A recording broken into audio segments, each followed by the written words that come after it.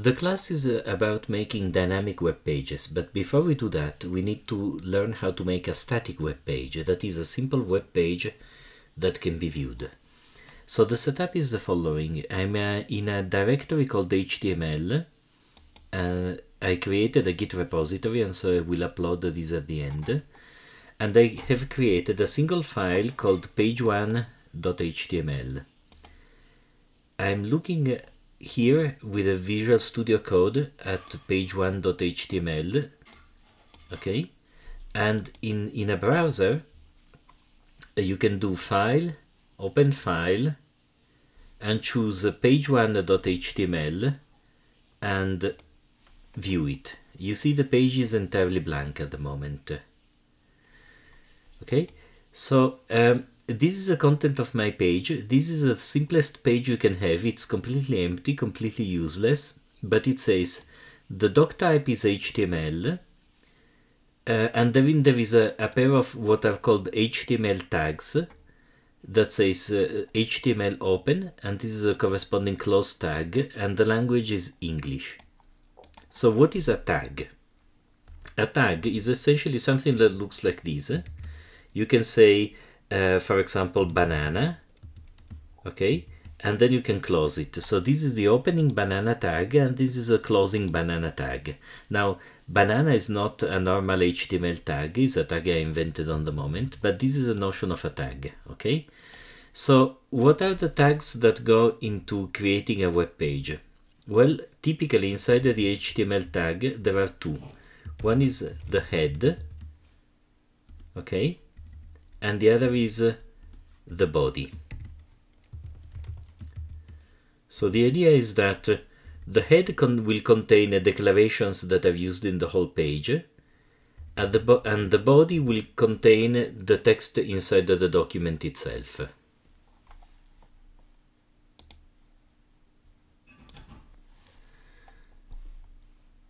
Text can have various encodings, and one thing we should do is in the head we can put information about the encoding we are going to use. So this is, well, you can basically cut and paste it. This says that the character set we are going to use is UTF-8. This explains how to decode the characters from a binary representation into visual characters. Okay, and this says the content is going to be text in HTML. Okay, so that's pretty much standard. After it, we could put, I always like to put something like this. These other declarations say essentially that the initial scale is 1 and the width is equal to the device width. It's essentially instruction to the browser to start displaying with the device, the actual device width at the beginning. You can take these as gobbledygook that needs to be there, you know, if you don't care about it. And this, with this, I think we are pretty much in business to create the page, and we can put things in the body like, well, hello world, for example. If we save this page and we load it in the browser, we see a hello world. Okay, so we are in business. We can type here, and whatever we type here will appear there. So, you know, it's not much, but it's a beginning. Notice that it's invariant to space, so if you do this, it still renders as a single line, right? Space and line changes are irrelevant in HTML unless you are in a sort of special environment we will see later. So what can we do here? There are many HTML tags that can be used. For example, traditional ones are the following. With an H1 you can do a title, and you can say this is a title. With an H2 you can say that this is a subtitle, and then you can create a paragraph with the P tag. The P tag is for a paragraph, and you say this is some very nice text. Okay, we can save it and see how this looks like. Okay, there is a title, a subtitle, and some very nice text. So what are the main tags? that you use in traditional HTML? Well, there is the H tags for titles, the P tags for paragraphs. You can have a span, which is a portion of text. For example, we can move this nice to be inside the span if we like, where there is no visual difference, but span will denote a piece of text like this. We can have bullets. We can say these are bullets that are not numbered, and a list item, and say first point, and we can say second point. Okay, and this will generate this page in which there are these 2 bullet points.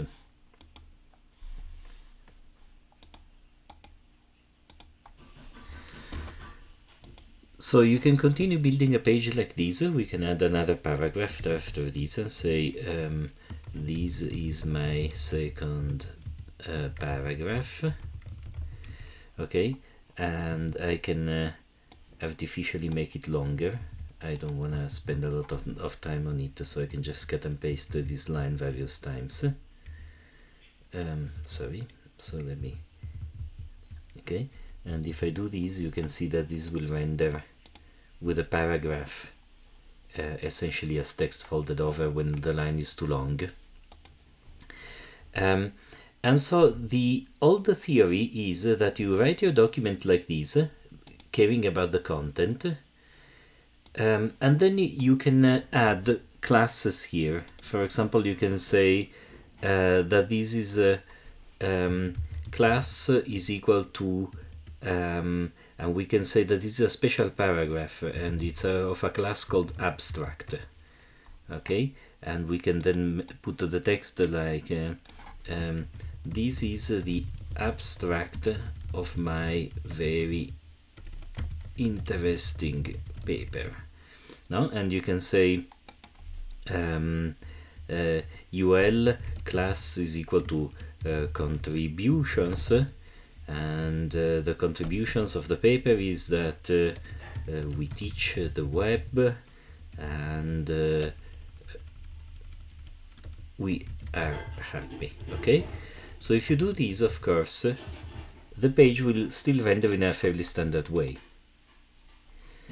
But because we have these classes here, we can now in the head include a style file that will specify how these things have to look like.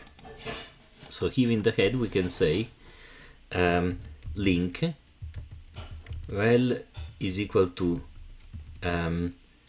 style sheet. Okay, href is equal to, and I can say css slash mystyle.css. okay, and you close these, and this tag, this link tag, like this meta tag, they don't need a they don't need a corresponding closing tag. Okay, so here I'm referring to a style file that will dictate how this thing has to look like, and I can now go and create it. So I have to add a folder called CSS. Okay, and inside of the CSS I will call a file that is called mystyle.css. So if I do all these, okay, this file is still empty, but now I save everything, and I can so I should actually add this to Git. Okay, let me do that. Git add css. Okay, git commit am before we add css. Okay, so if I reload these, of course nothing changes because the CSS is empty. But now I can add the CSS. The CSS can refer to elements here and say how they have to render. For example, I can say, oh, every element that is of class paragraph has to render with a color that is equal to blue. Okay? If I give this a simple instruction and save it, and I reload this, all the paragraphs become blue, because all the tags that are of p-type become blue. Now you may think this is a rather silly idea, only my abstract should be blue, right? And so I can say, instead of p, I can say p of class abstract. So after the element I can put a dot and the class name.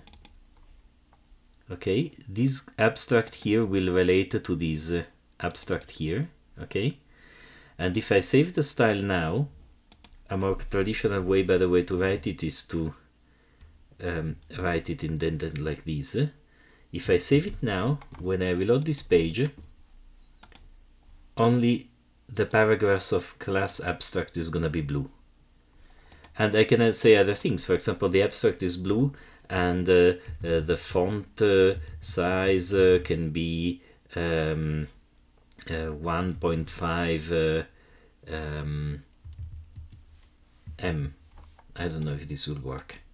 Yes, it does. So okay, so this is a larger font size.